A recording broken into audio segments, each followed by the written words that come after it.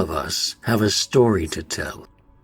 Even those whose lives seem so distant from our fellow man. Even those who despise company. Yes, even they have stories to tell. You and I will never really know what Isaiah's story was, for this is not the beginning, it is the end. It is the full stop at the end of War and Peace, the end credits, the footnote. This is not who he was, it is who he turned out to be. Oh, and if you are of a sentimental disposition, welcome to the human race.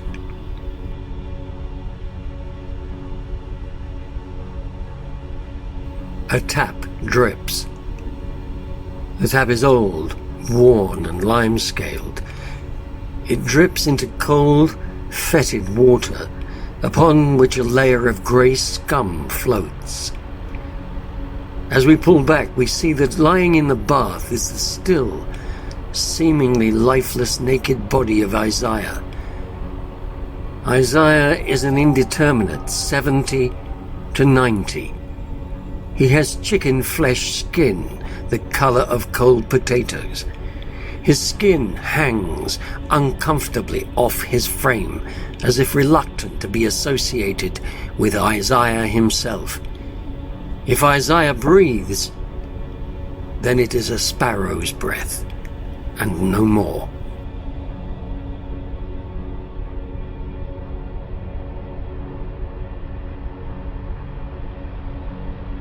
Isaiah's house is a large Victorian wood-clad mausoleum, which stands on its own, atop a hill, in a landscape of wind-bowed trees. The house stands isolated like its owner, who has for many years lived in what he perceives is the isolation he craves. But that isolation is about to be broken. For at the foot of the hill, a group of gypsy musicians are slowly making their way to Isaiah's house. One would have to say that they were in no hurry, stopping occasionally to roll a cigarette, to just stop. Eventually they stop outside the house and under the cover of a porch. They stand before the front door, instruments readied, a soundless count, and then music.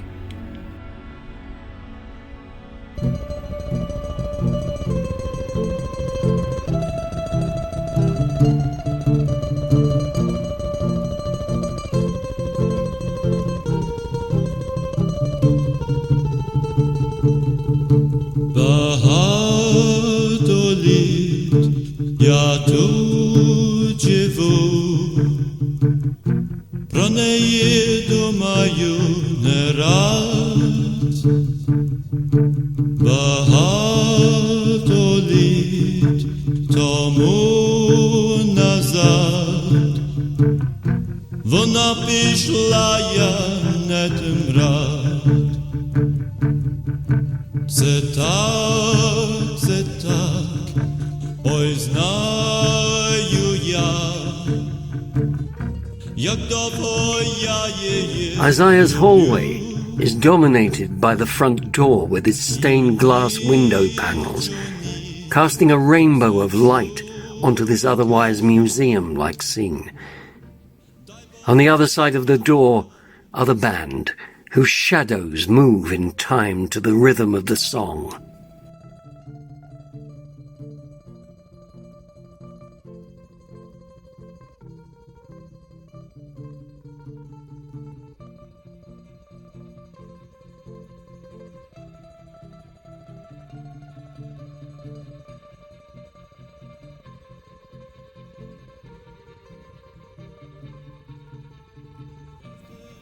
As the music filters into the house, it raises little dust motes which rise and float into the air.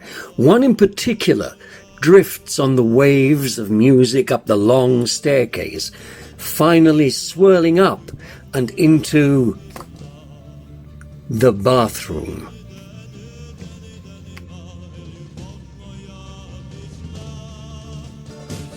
the bathroom, where Isaiah is still lying motionless in the bath. The music floats in, and with it the dust mote, which lands on the eyelid of Isaiah.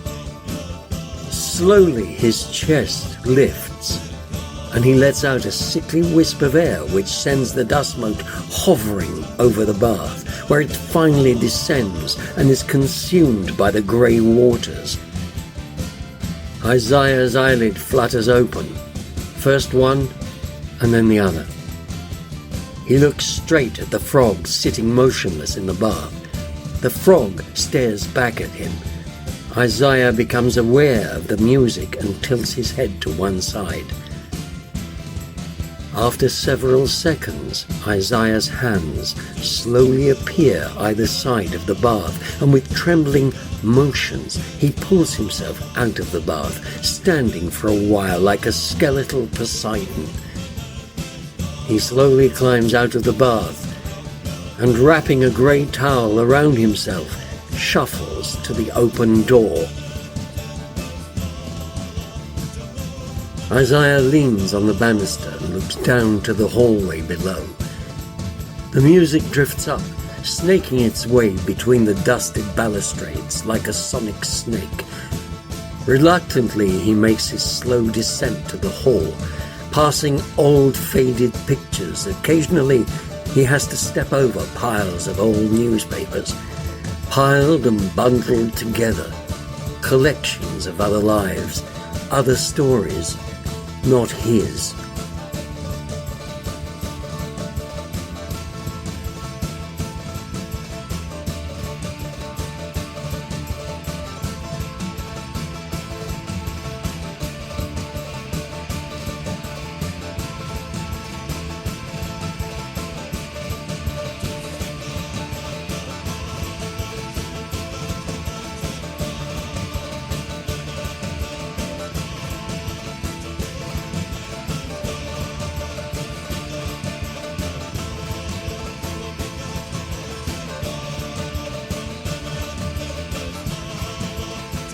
He arrives in the hallway and is immediately bathed in the technicolor light from the stained glass window from the door.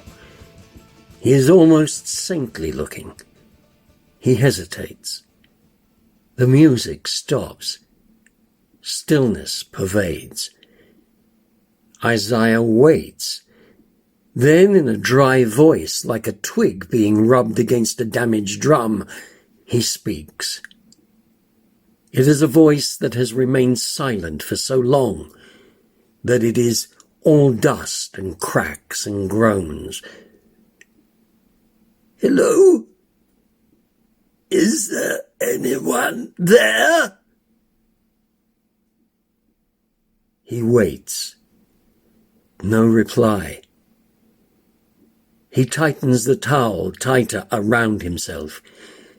He shuffles forward, and with some reluctance places his hand on the doorknob, which he slowly turns. The door opens, and Isaiah's face emerges. However, the porch is empty. Isaiah shuffles out. He looks around left and right, but there is no sign of the band. However, there on the welcome mat, flapping and gasping for its life, is a small goldfish. Isaiah stares in disbelief. He looks around again. Still nothing. He slowly and with great deliberation bends down and picks up the goldfish, holding it between the bony frame of his hands. With one last look around, Isaiah shuffles back inside, cupping the gasping goldfish in his palm.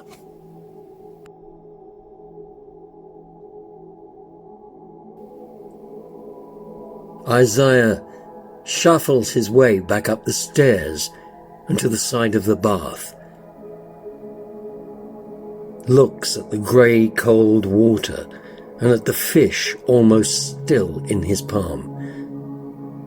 He shakes his head, and tips his hand to let the goldfish fall into the murky waters. After a few seconds, the goldfish can be seen scooting and flipping around the bath, seemingly unaffected by its recent journey or indeed the state of the water. Isaiah smiles. Isaiah smiles. Isaiah smiles. And it has been so long since Isaiah has smiled that the weight of years both lifts and descends in one pendulum swing. The loneliness, the loss, the love and the pain descend till he has to grip the edge of the bath for fear of falling in. He turns and exits the bathroom. Isaiah enters the bedroom, which contains the very old metal bed, a bed that has one side indented from his soul body and one large but largely dilapidated wardrobe. He makes his way to the wardrobe, which he slowly opens to reveal one black suit hanging within its cavernous space. This black suit comes complete with shirt and tie, and on the floor of the wardrobe a pair of well-polished black shoes. All of these he removes with great care and places on the bed. He lets the towel drop and begins to dress, slowly, methodically.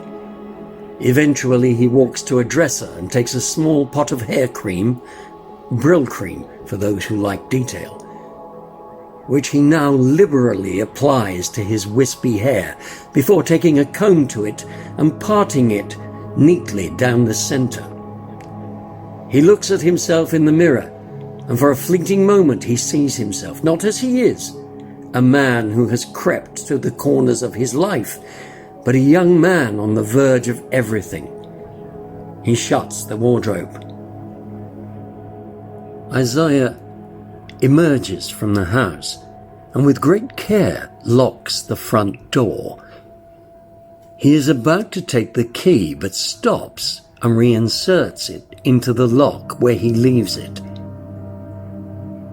This done, he turns and walks away from the house, away and onward toward the horizon, passing over familiar fields, through kissing gates.